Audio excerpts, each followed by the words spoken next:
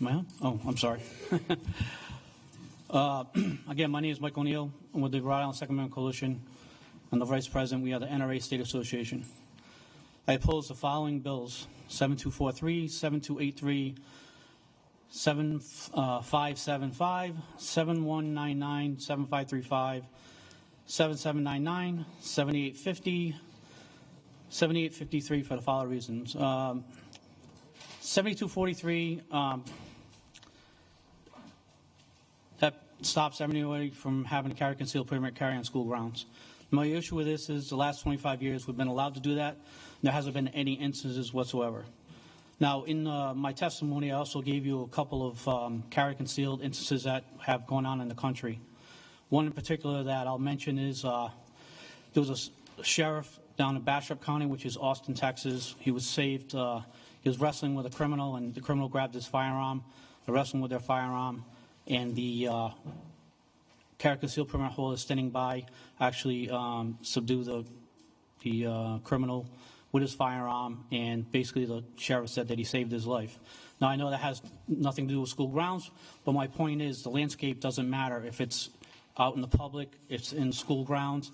Carry concealed permit holders are there to help in need if there's an issue. So also, there are 2.5 million instances where a carry concealed permit holder in the United States every year actually stops a criminal act or saves lives. We also have close to 118 million people that own firearms, and I think that for a carry concealed permit holder, I think it's like 0.015 when it comes down to how many bad instances actually happen with a carry concealed permit holder. So I think that it's very necessary in our schools that we actually keep firearms with carry concealed permit holders. They're our first response if there's actually someone in the schools, where if there's no one in the schools, a gun-free zone, as you can see in California, the latest shooting by the ISIS sympathizers that was a gun-free zone. As Frank mentioned earlier, you also had Paris. I mean, this is coming to our country. You know, we're going through bad times, and it's going to get worse.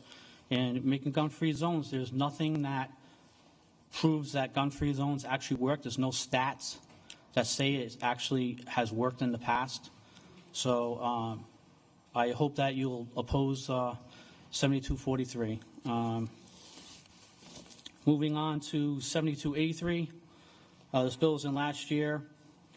If you don't relinquish a phone during an argument, basically it would no longer be a right for you to have a firearm if you're convicted. That's all I'll say on that one. 7575. Again, this is to me it's a gun confiscation bill camouflaged as a domestic violence. This is Mike Bloomberg and his Everytown people, and his primary issue is to confiscate firearms. Ownership is a big issue, as we stated last year. Also, the state police will not give you back your firearms if there's no restraint, if the restraining order is lifted. The ACLU is currently suing the town of Cranston because an individual has been trying for 20 years to get back his firearms. I don't know why the third party is taken out. The third party has always been really responsible in the state of Rhode Island. I think it should stay that way. H 7199. This bill stops manufacturing of firearms in the state of Rhode Island. It takes away jobs. Also, I have my first firearm I ever bought was a Daewoo 9mm. I still own it. It was made in New York. It only came with a 13-round magazine. They no longer make that firearm. Now what do? I have to sell my firearm out of state because I won't be able to own it. It also gives you 10 years for one magazine. You get 10 years sentence. Meanwhile, we have criminals that with gun charges that are being dropped. And you want to give me a steady 10 years for having a high-capacity magazine. I think the numbers are kind of lopsided on that. Moving on to 7199. That was 7199. I apologize. I'm trying to move as quickly as possible, Mr. Chairman. The committee appreciates it. I know, sir. 7799. This bill, if passed, would law-abiding citizen would basically entrap him. Frank touched on it a little bit as far as you have firearms. Frank didn't touch on anything a little Yes, bit. Yes. He didn't touch on anything, you're right. Back in the 1900s, Colt or Beretta, as a big manufacturer, they would actually put make and serial numbers on. A friend of mine has a 1864 Police 38 revolver, and it has no markings on it. It's still a live firearm. It still works very well. Europe used to send in a lot of black powder firearms, all with no make or model serial numbers. And until 1968, with the Firearms Act, as he said, that's when they changed, was mandatory serial numbers. So there's a lot of firearms still in play in this country that would basically lose out when it came to if this bill passes. 7850, this bill,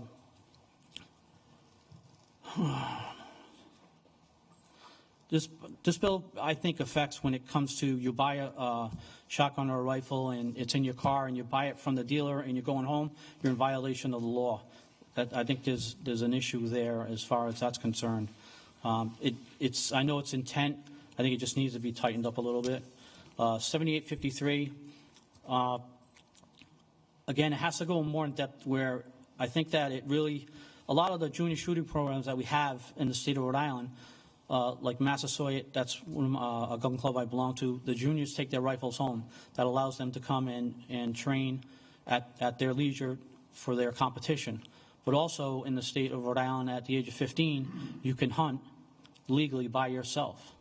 So they took out restrictions, exemptions, and then they put them back in, but then they changed the wording, and I think that entraps like the law-abiding junior on that one. 7853, that's, again, I'm sorry, rereading that. That's the minors bill. I'll move on to the bills that we support.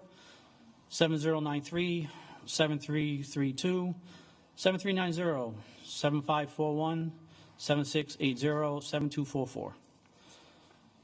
Okay, 7093. If you have a current CCW, if your background hasn't changed and you just have a clean BCI, it should be an automatic renewal. The process that you have to go through on your renewal is strenuous. Other states don't ask for half of the stuff that we ask for as far as on a renewal. 7332, this would prevent police departments from making a registry of people's firearms that they've bought. And there's no registration in the state of Rhode Island. 7451 would allow the state of Rhode Island to recognize CCW permits in Massachusetts and Connecticut. And the reason why that we would like this to go through is it's the first step to have Massachusetts recognize our permits in Connecticut. I work at Logan Airport. I have to get my Massachusetts permit every single year. It costs me $100, and I have to go up there for the interview. Now, the reason why do you think I have a permit in Mass? Because the way the Massachusetts laws are written, if I have a spent shell casing in my car that drops out of my range bag and is in my back seat, and I get pulled over on my way to Logan, and they search my car because I'm in possession of a spent shell casing, I'm going to jail. I lose my job. So every year I have to go through to get my permit to protect myself for my employment so I can sit there and support my family.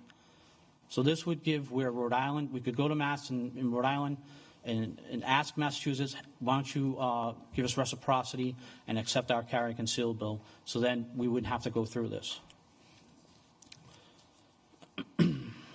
7680. This bill has been passed in other states. It stops the President of the United States from doing an executive order. Basically, if they wanted to ban assault weapons on the will of his pen, then, you know, the state of Rhode Island really wouldn't have to, or even if it was pistols, the state of Rhode Island wouldn't have to actually comply with that. And it's all about, you know, preservation of our Second Amendment rights. 7244. I'm really in support of this bill. It basically has the chance for the Attorney General to be a little bit more transparent, answer to the General Assembly on as far as how their firearms charges are handled. In 2014, it was 75%.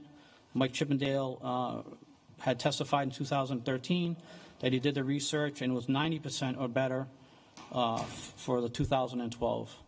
I think that if that'll give us a better view, the General Assembly, on what the Attorney General needs, is if they need any tools whatsoever as far as how they handle the gun charges. If they need different laws, then we should give them to them. But we should have some type of statistics where we could tell exactly what it is that they need.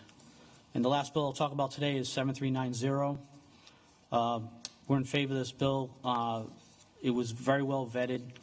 I heard Julie Wyman's comments earlier. We are the safest state in the country. We are number one per capita. We have the numbers for it. It's proven. South Dakota has, and I'm sure Darren Gomes will touch into this a little bit, a little less than the population that we have. But they have 500,000 permit holders. And there really isn't a lot of issues with carry concealed permit holders in the United States of America. So when she made the comment that we'd end up with 117,000 additional people with permits, there's no basis for argument on that, because the more law-abiding citizens you have at carry concealed permits, it's been proven that the crime rate drops. You can get that from the Crime Prevention Center, Dr. John Lott. He's done extensive testimony and written 5 books on the situation, and they've tried to debunk his numbers, and he uses the numbers from the FBI and CDC, and they can't debunk it. So I think that, with the current case that was won in East Providence, there's a few states, a few towns like Johnston that actually issue, Cumberland, Tiverton, that have actually issued after this case was won, but a lot of them are still refusing to issue. On the town side, it shall issue. And what this bill does, it gives you a better playing field as far as have to wait for Supreme Court. You get to go to Superior Court, because Supreme Court may hear your case, they may not.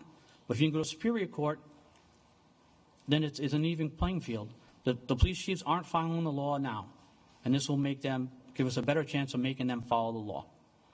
So I am full support of this bill. Was that quick enough? Pretty good. All right. Let's try to improve on that, everybody. But pretty good, Mike. There are a lot of bills, and there are complicated issues. But